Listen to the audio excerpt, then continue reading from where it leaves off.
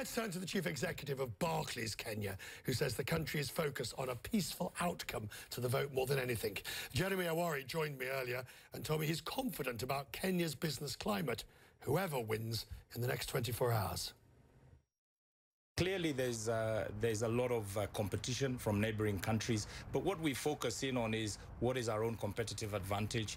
We're putting in institutions, frameworks, legislation and regulations that we believe will be competitive and pro-business. And I think once you have those institutions in place, irrespective of election outcomes, it becomes pro-business in the longer term. And I think that's what's important for the country, irrespective of election outcomes. And, I mean, that's always the old argument, isn't it? That it doesn't matter who wins, the business carries on. In the sense of what does business fear? Now, obviously, you have your finger very closely on the pulse of what companies want, what borrowers want, the supply of credit within the economy that will enable that growth to take place. What's your fear that could happen here?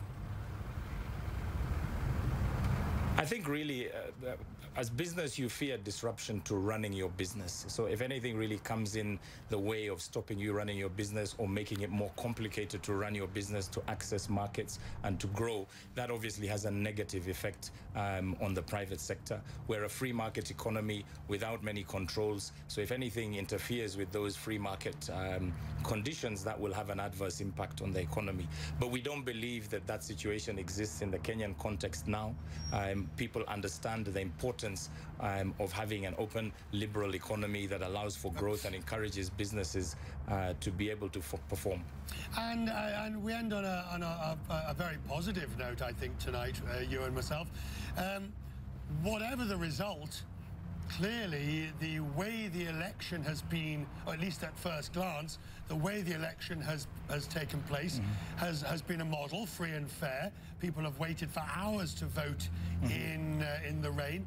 But let's finish with this, sir. Give me a mood tonight. What's the mood in Kenya, having had an election where everything seems to have gone well? Yeah, I mean, what really came across today was that Kenyans showed out in great numbers. They were patient, they were peaceful, they expressed their vote. And now I think everybody's really waiting and seeing the process of the tallying going on. So obviously, people are looking forward. And I think by tomorrow, hopefully, we'll see a better idea of which way the results are going. So I think people are still optimistic, they're hopeful, but if anything, people want a peaceful outcome to this election, and that's where everyone is focused at the moment here in Kenya.